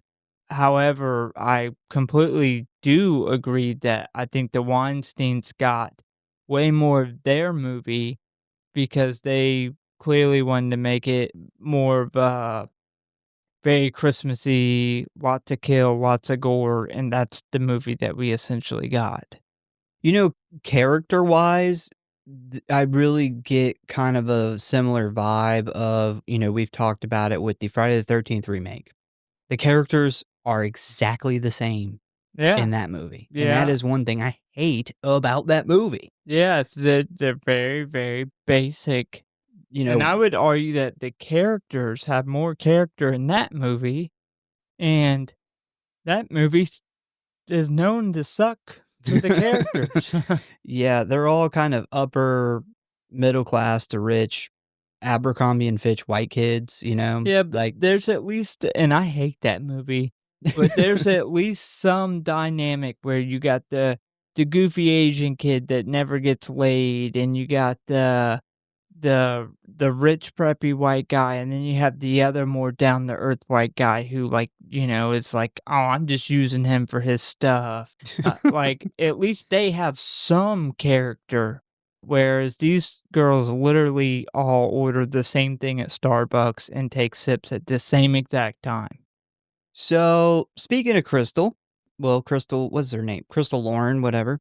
The next scene, we see Kelly and Lee run back inside and into Crystal's room, and we get a shot of her legs on the bed. Well, for some reason, the actress Crystal Lowe wasn't available for shooting at this time, so they had to get somebody else, and needless to say, those are a dude's legs. Apparently, there was a guy, I think he was like a PA on set, and he had very feminine legs, so they got him to do it. Oh, It that sucks. yeah, but anyway, so they find Crystal/Lauren dead in her bed here. Literally seconds after this, an unknown man bursts into the room and attacks Lee, but after a few seconds, it is revealed to be Kyle who rushed in to help after finding Miss Mac and Heather's bodies outside. Lee, of course, accuses him of being the killer, but Kelly quickly shoots this down as she pulls out her phone and dials one of the missing girls' numbers, and the other phone begins to ring above them. I'm going to be honest here, What's the green light? and maybe I'm a dumbass, but I watched this movie 2 fucking times this week, What and is I the just don't understand the phone in the ceiling thing. So I literally I had that in my notes, like, what the fuck is with the green light on the ceiling? Like, I get And that the phone is in the attic, but you is can it see that the light on is the it phone is light it up. Yeah, so my first thought was, are they trying to insinuate that you can see the light all the way through the sheetrock? And I was like, "No way." So then I figured it out, but it's still super stupid. It's peepholes that he has in the ceiling. And her phone, they are insinuating that her phone is lighting up so bright in the attic that they're able to see the lights coming through the peephole. It looks like it's on a shelf. It looks like they're literally shining a green laser light at the ceiling. This also in no way clears Kyle of being the killer. And that's why she does it. She's like, "No, I can prove he's not the killer. Watch this." How does that prove anything? Well, it moves. Like it's on one side, and then when she calls it again, it's on the other side by the other peephole. Did not catch As that. as of why he would need 2 peepholes, but yes, it moves, so they're able to prove whoever has the phone literally is moving between peepholes. So, after getting another call from Billy, Kelly, Lee, and Kyle decide to head up to the attic to confront the killer. But this plan goes to shit pretty quick as Kyle immediately gets attacked and killed by having a glass unicorn horn jammed into his skull. Kelly and Lee rush up to help him, but unfortunately it is too late as they too get attacked. And after being thrown on the ground, Lee is devastated by the sight of her sister's dead body in the rocking chair. I gotta point this out real quick because it fucking bugs me. This is the second person to identify Claire immediately, despite the fact that she has a goddamn plastic bag that is solid black over her head. Like, does she have like a weird leg or something that causes people to immediately recognize her without seeing her face? How did both of them immediately know that this is Claire? I don't know, body type, basic white She's girl, sitting in a college. chair Yeah. to her Yeah, back towards them. I was making a joke. They It's, literally all have the same body, same hair, slightly different color on a couple of yeah, them. man. But this dude gets snatched up into this attic. Like, he gets fucking Yeah. manhandled up there. Like, this shit's like some WWE straight, like, you took the smallest guy to ever wrestle and put Undertaker up there. Like, he gets snatched up through that attic so fast, I would have been like, "Alright, just kill me. I'm done." Like, that happened in front of people, that was embarrassing. I can't live with myself. Just jump out of the window. Yeah, take my man card. I'm done. So anyway, Lee is freaking out, but Kelly soon has her own problems as she looks over and spots the blonde-haired killer holding up both of Kyle's eyeballs, which are still attached to the nerves and tissue, which she then eats. Oh, I hate the sound effects on this. They did this earlier in one of the flashbacks of Billy eating his mom, and it's That didn't sound right. no, not eating her out, eating her. Yeah, Her I know pork what you're her saying. pork skins. Yeah. But God, man, it just makes my skin crawl. But I do wanna point this out. I love this attic scene. It is the bright shining star of this shit movie. This attic scene with the Christmas tree and with all the dead bodies you're about to go over being revealed, decorating the tree, the lighting in here, it's just super creepy. It's awesome for a Christmas slasher. Yeah, it's good. It's I have a positive opinion on that, but I'm actually going to save it for another opinion that I have coming up. So, Lee's sadness soon turns to anger as she jumps up and rushes at the killer, but almost immediately steps on some rotten wood, which causes her to fall through the floor. That's a good thing, I would think. I wouldn't be freaking out. I'd be like, all right, let me crawl through this hole in the floor. Get the fuck out of here. So the killer then strikes a match and starts lighting candles, which reveals a pretty fucked up Christmas tree. The two women then look in horror as they realize that the body parts of their friends and family have been used to decorate the tree, with Eve's decapitated head used as the tree topper. So Kelly and the blonde-haired killer begin fighting, which ends up knocking over a candle and setting some wrapping paper on fire, which quickly spreads to the wooden floor. Kelly then manages to stab the killer in the eye with a fork, but she is shocked to find that it doesn't really do much, as we then see this mystery person pull the fork out along with the eye, which is revealed to be fake, meaning this is a grown-up Agnes who had that same eye ripped out by Billy when she was young. Kelly then tells Agnes that she's not her family and her brother is not here, but Agnes then corrects her by saying, "No, my daddy's here," as Billy then comes climbing out of the attic floor looking pissed. He looks kind of like the Hulk. Like, the 1970s Hulk, the show, Lou Ferrigno, that's what he looks like. But he's yellow and not green. Yeah, yellow. It's a Super Simpson Hulk. He like punches through the floor for some reason. It's weird. Kelly and Agnes then start fighting again, where they both fall down into a wall, with Kelly catching herself at the last minute. I gotta say, man, when Agnes falls like all the way down, I was like, God damn, that looked real as fuck. Like, I assumed that had to be a stuntman. That was Yeah, good. that's definitely a stunt man. Yeah, And so even the non-stunts was a man. so basically, what's happening here is Agnes is at the bottom of the space between the two walls. Billy is at the top climbing down, and Kelly is hanging in between them with no place to go, and both killers coming after her. So the only thing that she can do is scream for Lee and hope that she can somehow help her, which she does manage to do as we then see Lee bust through the wall and pull Kelly to safety right before a bunch of stuff on fire falls down into the empty space, trapping Agnes and Billy. And just to make sure that they don't make it out alive, Lee and Kelly throw flammable paint thinner all over the floor, making the fire 10 times worse as they then run out of the house to safety.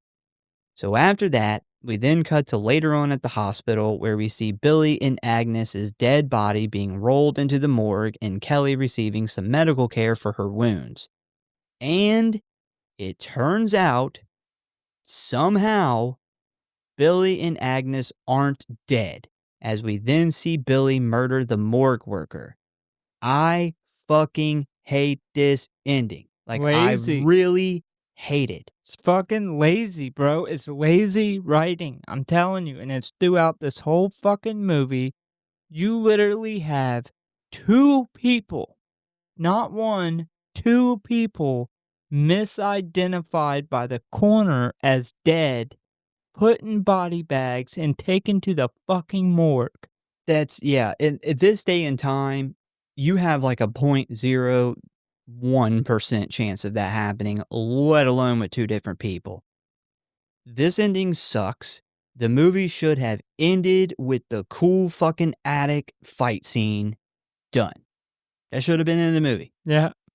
Yeah, I This agree. hospital shit, stupid. Yeah, it is stupid. And of course, you have this super empty hospital that for some reason horror movies with the lazy writing in particular do all the time. Like you have a hospital with nobody in it. Yeah, so here we go. Let's get through this bullshit. And lazy writing 101, if you're in a hospital, somebody must get shocked with the paddles to death. I'll get to that. 'Cause I hate it. So we jump back to Kelly, who is having a sentimental moment with Lee, who finally opens her gift from Claire, when suddenly a nurse walks in to get Kelly for an x ray. A few moments later, Lee thinks Kelly has returned as she then heads back into the room where she sees what she thinks is Kelly's blonde hair in the bed, but is quickly surprised when all of a sudden Agnes jumps up and attacks her, immediately grabbing her head and snapping her neck. How the fuck did they even know what room Kelly was in? This is a stupid ass ending. Later on, when Kelly finally does return, there is no sign of Agnes or Lee, prompting her to become concerned, especially after she finds Claire's gift to her sister smeared with blood. Kelly then attempts to leave the room but gets trapped because of a broken doorknob. Dumb. Forcing her to hit the emergency button, which of course isn't seen by the front desk because of stupid ass Christmas carolers, which is also dumb. This totally traps Kelly in the room when she then spots Agnes coming down from the ceiling. Realizing that she has no choice but to fight back, she quickly charges these stupid fucking defibrillators, which she uses to, I guess, defibrillate Agnes's brain. Because Yeah. it's stupid. This happens all the time in hospital set horror movies, especially with lazy writing. And I actually seen a video of like a fucking EMT or a doctor talking about it, and this wouldn't even work like Nope, this. nope, this does not work like that. Yeah. Anyway, yeah, the doorknob being broken as a reason they can't leave, lazy writing. The fucking Christmas carolers, like you have an emergency button for if an emergency happens, And it's a tiny and flashing light. It's not a sound or anything. yeah, and they're distracted by Christmas carolers. Like none of that would ever happen. It's lazy writing, and it really fucking aggravates me. Like that is one thing that aggravates me more than any other thing in a movie is when you have lazy writing and You have writers that say, "Hey, we have this problem. Why wouldn't this character just leave the room? Oh, we'll make the doorknob broken. Why wouldn't she hit the emergency button? Oh, we'll have the nurses distracted." Like, it's just the lazy way to skip over shit. So it is then revealed that she is not out of the woods yet because she then spots, of course, Billy dropping down out of the ceiling because apparently he's got like hidden pathways through the hospital too, prompting her to break the glass window on the door and escape just in time. Billy does manage to catch up to her in the hallway where they fight for a bit, stumbling out into the stairwell where Kelly gets stabbed in the back with a scalpel. But this doesn't really faze her all that much as we then see her spin around and shove Billy, who then flies over the railing, falling all the way down the stairwell and landing on a Christmas tree set up in the lobby that immediately impales him, killing him instantly and also turning him into a Christmas tree topper. That is one very strong tree that could withstand that. We then get some festive music as the camera pans on a satisfied Kelly as the silhouette of Billy's dead body flashes behind her from the Christmas lights below. And thank God that is the end of Black Christmas from 2006. Holy shit, that was a terrible ending. So, why do you think that they made Agnes played by a man? Oh, because they didn't cast that part and they needed somebody to play it. I don't know. Now, No fucking clue. so I have a theory on this real quick because I seen somebody talking about this in a video and they were talking about how well this didn't age because they had adult Agnes played by a man to essentially show that she was inbred. And they're like, "Well, that really didn't age well in the day of, like, transsexuals Yeah, yeah. and stuff like that being a lot more accepted in today's world than it was 20 years ago." But my theory, and what I didn't see anybody else hit on, is Billy's mom clearly, like, hates him from birth. And they mention he had jaundice. They don't ever say jaundice, but they say yellowing of the Yeah, skin. yeah. But it is not mentioned that that's why she hates him, that she hates him because every time she sees him, it reminds him of his father. Who she hated before he was Yeah, born. yeah, and she really wants to have another baby, and she has this other baby.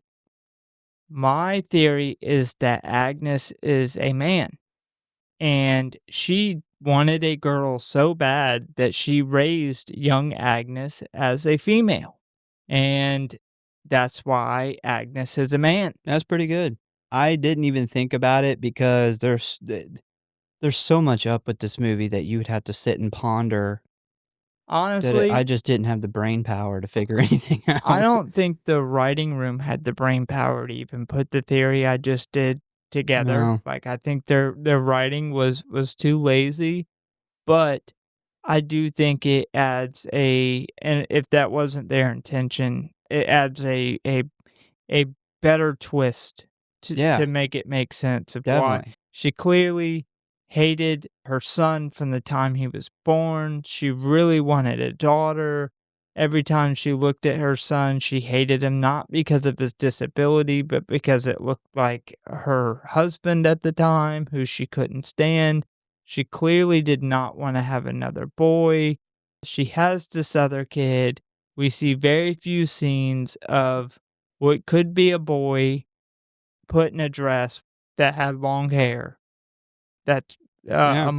made him grow his hair out and did his hair like a girl and put makeup on. Very sleepaway camp. Yeah, and she just refused to raise him as a boy, and that's why Agnes is very much a man as an adult. Yeah, the first time I watched the movie, before I actually even started writing the episode, I spent a lot of time trying to figure out what I consider a very large plot hole in this movie, which was how Agnes knew that Billy was going to, after 12 other attempts, going to actually escape and meet her at their house for this killing spree. Mm. And I literally racked my brain and I was like, I've got to be missing something. I tried to look it up. There was no other good answers anybody else had. There was no official answers.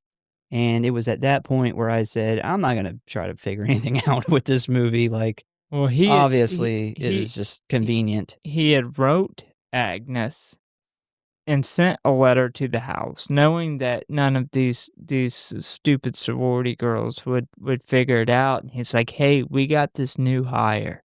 This guy's a fucking idiot. I've tricked him to coming in my cell, like, 3 fucking times, so I'm gonna get out this Christmas. So Yeah, be I ready." don't know. So some facts real quick. The scene in which Billy puts on a Santa Claus suit upon leaving the mental institution is a reference to the character Billy Chapman in the movie Silent Night, Deadly Night from 1984, which is actually our next movie. Thought that was interesting. Melissa's original death was Agnes placing a bag over her head and ripping her eye out and dragging her down the hallway by her eye socket as she screams helplessly. Dimension Films reportedly forced Glen Morgan to film this scene. Morgan decided to actually reshoot her death, which is the fucking ice skate thing, as the previous one wasn't creative enough. To escaping the bag and being chased into her room and having part of her head sliced off by the ice skate as she attempts to escape from a window. This was filmed behind the studio's back. The eye death became the UK version death, while the ice skate death was the US version. So we actually got the better version of that death, at least I think. Yeah, theirs may have looked better, I haven't but, seen it, so as far as, like, coolness of a yeah. kill. In the original screenplay, the tone was much more serious with a noticeable lack of comedy. Also, Billy had died in the mental asylum long before the events of the film, with Agnes as the main antagonist and the soul killer of the girls. Another big change was originally Agnes was only Billy's half sister, not his daughter/sister. The incest conception of Agnes via Billy being raped by his mom was thrown in purely for shock value at the assistance of the Weinsteins. Yeah, that Yeah, makes sense. yeah, which would have been, I think Billy actually dying years before and it turns out it's Agnes would have been way better. Yeah, I would have I feel like I would have figured out that or I would have thought, and that would have been my first thought was this being Agnes, but it would have taken us back to that original Black Christmas, not knowing the Yeah, killer, yeah. like having that whole mystique behind the killer, not being 100% sure if it's Agnes who you think that it would be, but it could be somebody else because we haven't actually seen the killer, which is exactly what the original did, setting up the greatest red herring Peter, that the there's ever boyfriend. been. Yeah. Yep. Mm-hmm. Yeah, that would have been a much, much better way Yep. to go.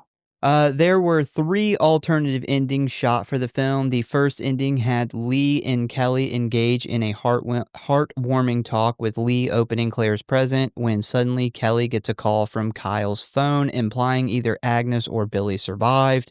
That would have been okay. The second ending had Lee being brought to the morgue to examine Agnes' body, only to find Claire's body, which revealed that Agnes had escaped while Billy died from his burns. This ending concludes with Lee being killed by Agnes and Kelly electrocuting Agnes and being picked up by her parents, which is the UK version ending. And the third ending had the morticians discovering Billy's body is missing, while a shot inside a smoke detector on the wall reveals that Billy escaped. Yeah, I've heard, which I assume is that last ending was the very last scene is just the camera backs out of the hospital and it's like a shot from outside the window as it fades out, almost as if Billy's still watching her through the window. And I thought that would have been a much, much more Black Christmas ending than either of the other versions that were shot. Yeah, I gotta say though, all 3 of these endings are better than the one we got, and they were all filmed. That's why I was telling you earlier before we even recorded, like, there's different cuts of this thing. Yeah, Yeah. yeah, not only different cuts, but a bunch of shit that was filmed just not even to be in the movie. I know that they shot a lot of stuff behind the director's back that Yeah. they end up putting some of it in the movie and some of the cuts, and a lot of it was used for purely for the trailers and promo, and that pissed him off really bad too, so Well, he agreed to shoot that yeah. stuff, and then they just went behind his back and shot it. There's apparently an opening scene where some girl comes across a dead girl under a frozen lake. That's nowhere in at least any of these movies, like the US or UK versions. I don't no fucking clue where that is. Alright, so ratings and kill count. We have a total of 18 kills. We have Claire, who was stabbed in the eye with a pin. The security guard was stabbed in the neck with the candy cane shank. Megan was stabbed multiple times and had her eyes ripped out. The Santa cosplayer dies from explosive bloody diarrhea. Frank, who was Billy's dad, had his head bashed in with a hammer. Billy's stepdad was stabbed with a tree ornament in the eye. Billy's mom was beat to death and turned into flesh cookies. Dana was stabbed with a gardening tool. Eve had her head cut off. Heather exploded in the car somehow. Mrs. Mack died from a fallen icicle to the eye. Melissa was chopped in the head with an ice skate. Lauren was stabbed with a glass unicorn. Kyle was stabbed in the head with the unicorn and had his eyes eaten. The morgue worker was killed off screen with a saw. Lee had her neck snapped by Agnes. Agnes was electrocuted by a defibrillator. And finally, Billy was turned into a Christmas tree topper. All right, so what's your favorite kill? So, I really, really liked Miss Mac getting the icicle falling through her head, but technically that was not a kill. It was a death, but nobody killed her. So I went with the ultimate Christmas slasher, Billy being just absolutely beating his mom to death after tying her up and choking her with Christmas lights. Then he uses the cookie roller to Beat her to death, bash yeah. her fucking head in, and then uses the cookie cutters to actually make pork skin out of her back skin and then eats them. That had to be number 1 for me. I guess if I went, with the second, would be Billy being impaled by the Christmas tree. I did count the Miss Mac as a kill, and that was my favorite, Icicle to the Eye, because it's really Christmassy and Yeah, creative. But my second, my close runner-up was actually Billy's stepdad who got that thing rammed through the eye, because that's like, you know, one of the few kills we actually see uncut, like, yeah, unedited. I really liked that one too, but I felt like it was so quick. Like, I just wish So we all w of them are. yeah. Yeah, that was the same thing with the icicle. I wish we'd have got more of that too. The ice skate would have been fucking awesome if it wasn't .5 seconds long. Yeah, it's like they cut so much of it down, I guess, for our ratings boards or for whatever reason. I didn't I would imagine that it had something to do with that. I can't imagine why we would get less gory version if it wasn't for them trying to get a certain rating. I didn't come across anything about the ratings board kicking this back, so I'm wondering if they just cut everything so it didn't get kicked back at all. Yeah. Yeah, Yeah. that might be it. So, alright, what's your rating? So I gave this movie as a Black Christmas remake a 2.8. This is, definitely not the greatest, but could have been considered a fun little Christmas slasher littered with fun, like over the top kills. With that said, I think they really fucked up in having this be a Black Christmas movie, whereas they could have changed some of the names and characters and released it under its own name and had just a fun little Christmas horror movie. Everything that made the original so groundbreaking and really inspired the slasher genre as a whole, they completely missed out on. Not seeing the killer in the original set up for one of the greatest red herrings in all of horror. You have the mystique of the killer, the iconic dead body and the rocking chair window shots we get throughout the whole first movie, the creepy, heavy breathing POV shots, like, super creepy, provocative phone calls that were in the original.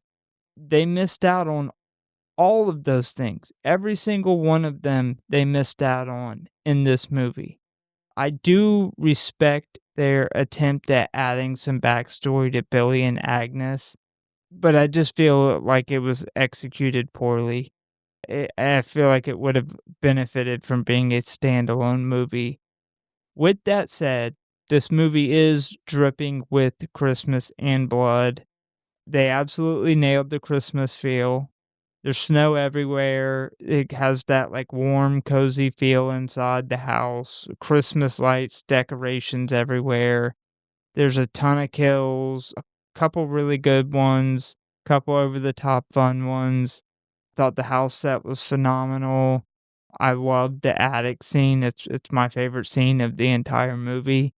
The Christmas tree decorated with bodies, like, that's, like, top tier slasher Christmas movie. That's almost, like, on the level of, like, Eli Roth, like, cooking that lady in Thanksgiving. But, yeah, overall, an absolutely awful remake, but if you ignore the existence of the original, this could have been a fun Christmas slasher with a very heavy mid-2000s feel. Yeah, we're actually really close because I gave it a 2.9. What'd you give it? You gave it 2 something. Two 2.8. Yeah, we're really close. I would actually rate it higher if it like, a little bit higher if it wasn't for that stupid fucking ending. I probably would've gave it, like, a 3, maybe a 3.1, like, if we would've actually got to see the kills better. That is one of my biggest pet peeves is you got 18 kills, but, if you added the time frame altogether, it probably only comes out to be about 3 seconds. Yeah, I think if we would've got the kills and this would have been a standalone, not Black Christmas movie, Yeah, I think this could have been near the 3.4-ish, yeah. like, just like a really fun Christmas slasher. Yeah, it's an okay Christmas horror movie, but it just the fact that it's a Black Christmas remake really hurts it. Doesn't even come close. The biggest part is for me is the tone in the addition of kinda more of the kinda goofy kills and stuff. I'm fine with unrealistic, off the wall kills, but not when it's connected to a serious horror movie.